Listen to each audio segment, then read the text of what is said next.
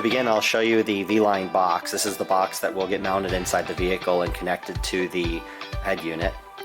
On this end, we have a wiring harness port. There's a wiring harness that will connect to the vehicle, and we have a display port that will also get connected to the vehicle. On the other end, we have a Wi-Fi antenna, a microphone port.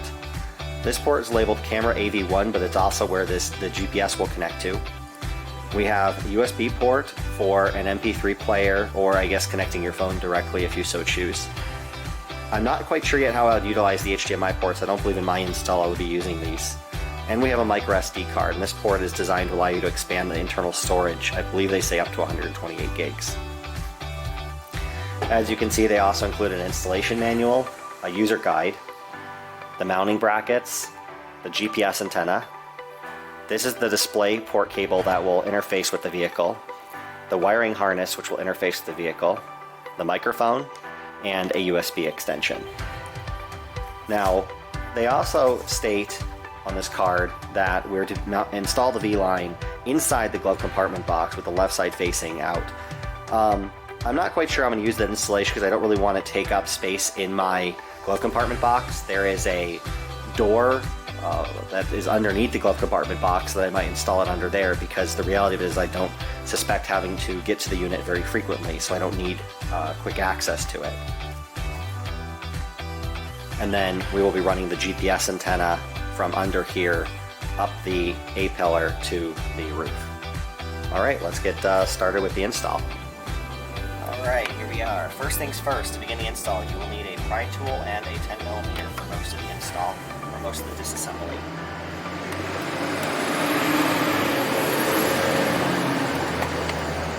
Begin by removing these side pieces here.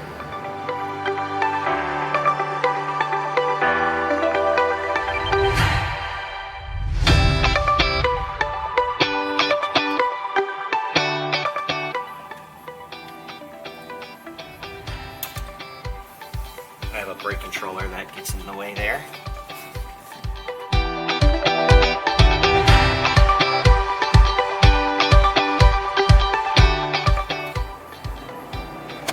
Here we have a 10mm socket that will need a swivel head to get to.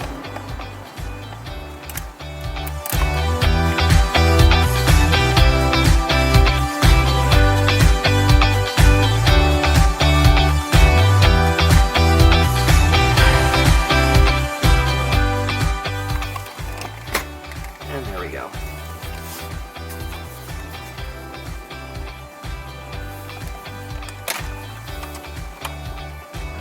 We'll have the cable for the engine start switch and the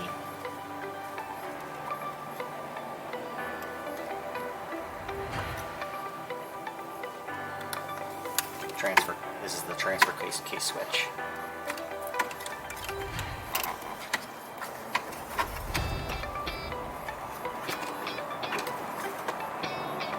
I believe with this one, I'm just going to let it hang down here. Next up, we have to remove this center piece right here.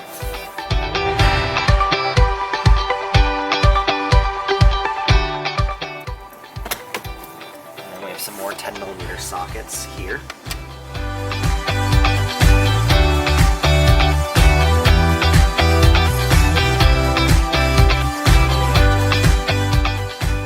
If I recall, the air vents are next up, as well as this speaker on the top. I believe there are screws underneath here. So we're going to use our pry tool.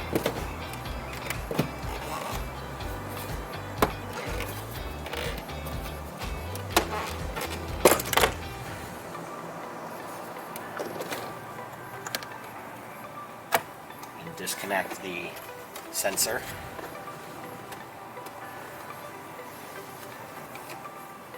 Then we need to remove the air vents.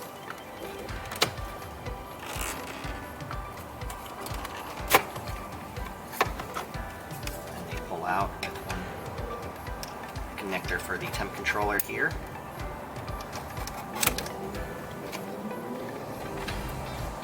To the other side.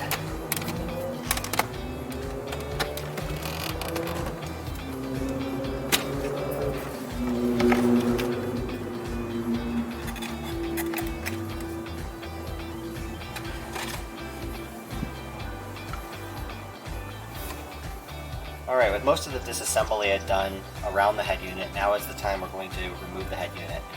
The head unit is held on by 6 bolts, one down here, one here under the vent, and one on the top here, and then same on the other side. So we'll begin by removing those bolts.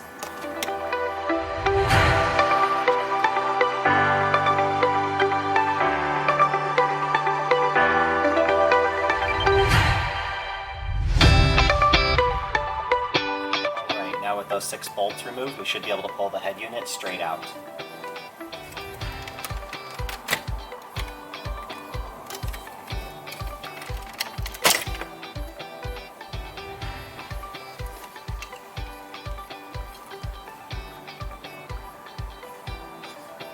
Alright, we're now at the back of the head unit here, and now we're going to begin removing the existing harnesses.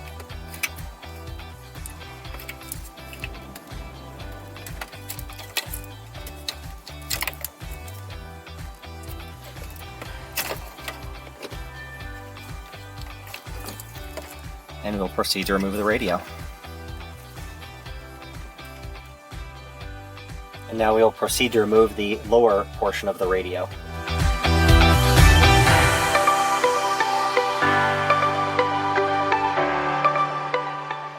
We are looking at the rear of the DVD changer now, and we are going to disconnect this cable. This is the cable we're interested in. And then, on our harness, we are going to connect that to the harness provided by GROM, and then plug in the new cable into the back. Now this part was somewhat difficult to film, but as you can see here, I've removed the glove compartment box. There's 4 screws that hold it in. And I've gone ahead and routed the cable from the back of the DVD changer, following the other cables, and this is where the harness comes out. And we'll leave it there for right now. In this next step, we will reinstall the DVD changer.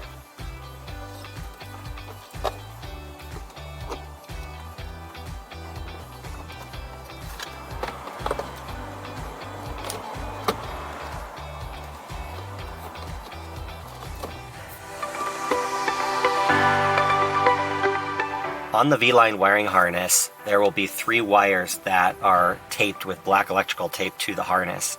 These are the only 3 wires that need to be tapped into the vehicle's wiring harness.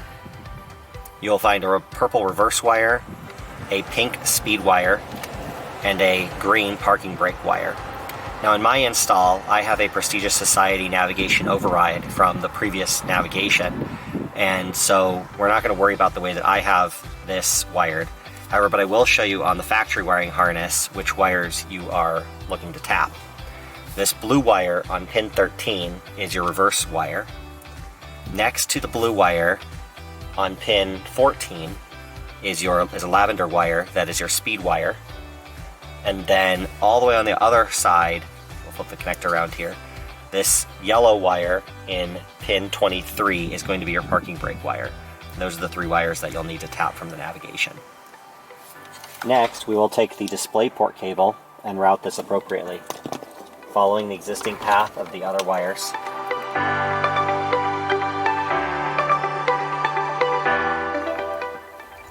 From behind the head unit, this is the cable that we are interested in, and we will connect these end to end. This is the end that will now connect into the rear of the head unit.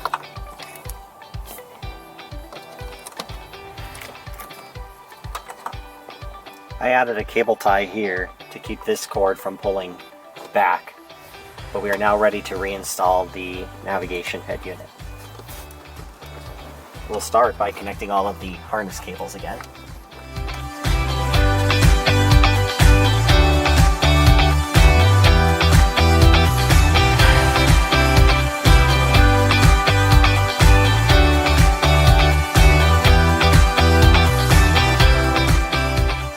Before we screw everything back together, I think now would be a good time to test to make sure everything works.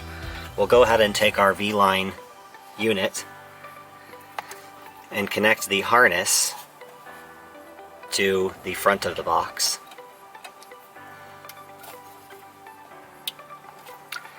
Next, we will take the DisplayPort cable and connect it as well.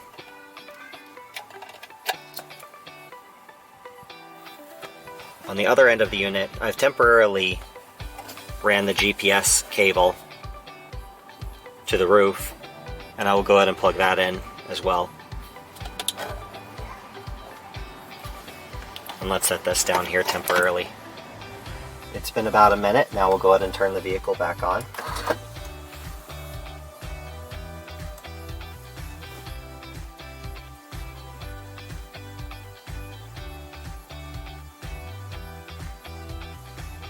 And now I'll press disk and select the VLine.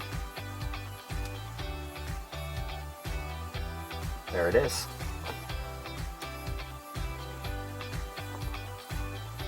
We can now proceed to finish installing the VLine and mount it. For my install, well, GROM recommended installing in the glove box.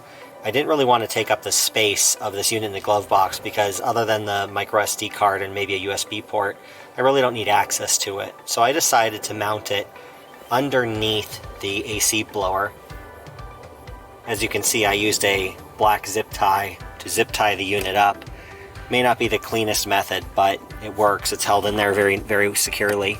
There was no real way to install a bracket on here, but this works. And also the harnesses are not being pulled in any direction. On the back side now is where the GPS antenna wire and the micro SD ports are. And then I just zip tied the wires from the microphone and the GPS antenna up. So now we'll proceed to put the airbag unit back on, the glove box, and the bottom plate. We're ready to reinstall the glove box now.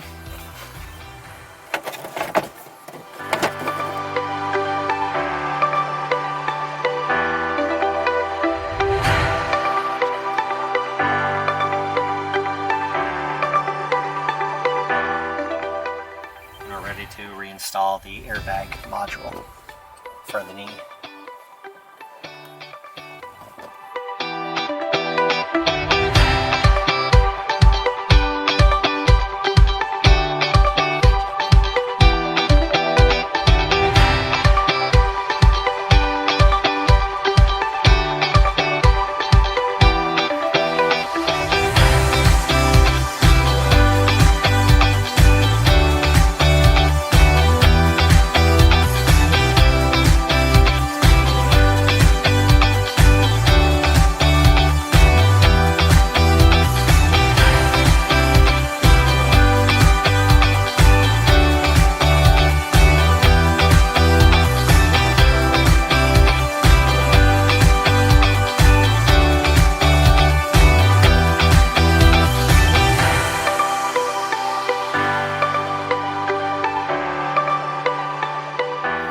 Ready to screw the radio back in.